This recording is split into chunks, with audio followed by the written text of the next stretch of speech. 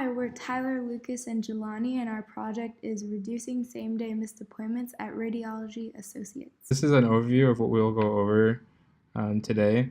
We'll start off with an introduction, going to a problem statement, the background and objectives, literature review, design process and data, current ideas, and future steps. Radiology Associates of San Luis Obispo has been serving the Central Coast of California since 1959. They have at least 3 outpatient medical imaging centers in Templeton, Pismo Beach, and Santa Maria. They aim to be an employer of choice on the Central Coast who values true leadership, teamwork, innovation, and quality care. A problem statement is Radiology Associates of Santa Maria currently has a 13.48% no-show rate. They lose approximately $250 for every same-day missed appointment. The goal of our project is to reduce the same-day missed appointment rate to 8%. This is some background information. So the same-day missed appointment is defined as a patient who fails to reschedule an appointment prior to the appointment time. Radiology Associates RDC in Templeton currently has a no-show rate of 8%, and patients can schedule appointments by calling the office, choosing a time online for the office to call them, coming into the office, or having a referring physician schedule for an appointment for them. So here are our objectives and deliverables. They are to map out the whole appointment scheduling processes using flowcharts, analyze same-day missed appointment data to discover trends/causes. We are hoping to be able to finalize at least 2 new ideas on how to decrease the amount of no-show rates during the course of the project, implement our ideas, and verify if there was a significant change in the no-show rate. And our constraints are as follows. They are to follow the Stark laws. Ideas for improvement cannot spend more money than is made. For example, ideas must provide a return on their investment. And finally, only focusing on same-day missed appointments and not appointments are rescheduled.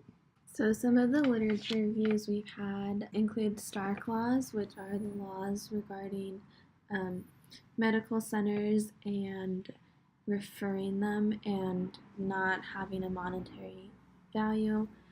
We also read literature reviews on patient profiling, cancellation policies, the double booking process, factors for patients that miss appointments, as well as effective appointment scheduling processes. Here is a current process flow chart of a mammogram. So when patient comes in, this is the questions that the nurse asks them before they can schedule an appointment. As you can see here in this histogram, we were able to map out the number of no-show rates of when a patient was able to book an appointment and when they came into their appointment. As you can see in the tally graph, the highest amount of no-show rates from when they book an appointment to when they came was 7 days. So in this next coming slides, I will show a lot of data that we received from Jill Spees at Radiology Associates. CT stands for computed tomography scan, MRI stands for magnetic resonance imaging, FL stands for fluoroscopy, MAMMO stands for mammogram, US stands for ultrasound, and all of the data provided in Paretos is taken between January 2017 and September 2017. So first, we computed Pareto charts based on the test type. Ultrasounds, mammograms, and MRIs accounted for 90.5% of no-shows. We also Paretoed by month: May, August, June, July, April, and March. In September, accounted for 81.9% of no-shows. February and January had the least amount of no-shows. I then broke it down by test per month. So CTs had the highest no-shows in August, July, June, January, May, and September, which accounted for 81.4% of no-shows.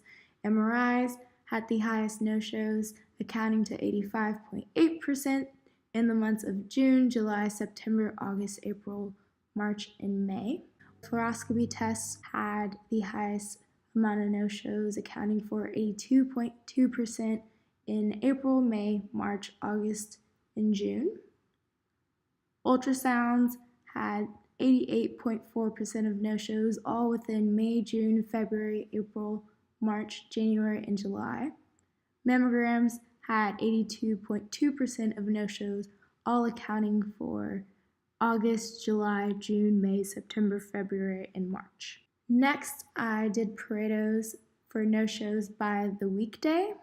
Tuesdays, Monday, Friday, and Thursdays accounted for 81.4% of no-shows. It was pretty much evenly spread throughout the week.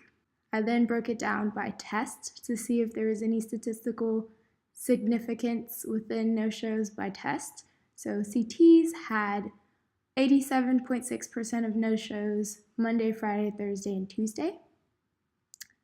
MRIs had 85% of no-shows occur Monday, Tuesday, Friday, and Thursday. Next, we have mammograms for no-shows by weekday.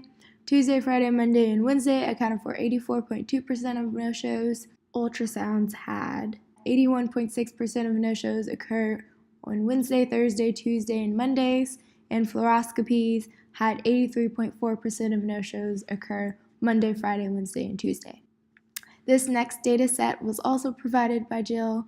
It was patient reasons for not showing up to an appointment. This data was taken from January 2016 to October 2017, so it's a really wide range of data. The first graph on the left shows the highest amount of no-shows, accounting for 82.8%, was that they were unable to reach a patient, patients were forgetting about the appointments, and other noted reasons. Next, the graph on the right hand side of the screen accounts for patients not showing up to an appointment that had been contacted. That means they were able to reach them, so I took out the unable to reach part of the data set since it was extremely high. And the top 5 reasons that accounted to 81.4% of no-shows is that patients forgot the appointments. Other noted reasons: patients thought the appointment was at a different day or time, patients were sick, or had other family emergencies. Some of the conclusions we had was that ultrasounds, mammograms, MRI tests accounted for about 90% of the total no-shows. January and February had the least amount of no-shows for those months. There was no significant trend based on the day of the week the appointment was made on. Patients forgetting about their appointments or thinking it was at a different date or time accounted for 48% of the no-shows, and the further in advance that patients scheduled their appointments, the higher probability they were likely not to make their appointment. Some current ideas we have to reduce the amount of no-shows is a raffle system for our project, and in the system implement we our would ideas and give see out raffle tickets how to the patients no-show who rate came is to their affected. appointment, as well as We want to patients be able who to survey ha- other radiology centers and see recommended how they friends or counteract family to no-shows, radiology associates. as well as interview the workers that We take want the to appointments at accommodate for more radiology ESL associates, as they patients are in the Santa Maria with the first-hand location. experience of There why is a patients high typically Spanish-speaking don't make the appointment. population, so And being more here are accommodating our to them appendixes. may help patients understand and come to the center more. We want to have better signage outside of the center. Since the Santa Maria location is located near another large hospital, some patients may get confused as to where they go. We want to improve their website to be more appealing and effective. Right now, the website is efficient, but we both feel that it can add a little bit more pizzazz and a little update. We want to also provide snacks to patients that could not eat before their appointment, as some patients aren't able to eat for 8 to 12 hours or longer, depending on their appointment, so they may be hungry after.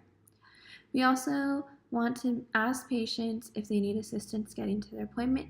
While transportation is a rather low reason that patients aren't able to make their appointments, we feel that asking them if they can make their appointment may reduce the amount of no-shows, as Radiology Associates does offer free transportation.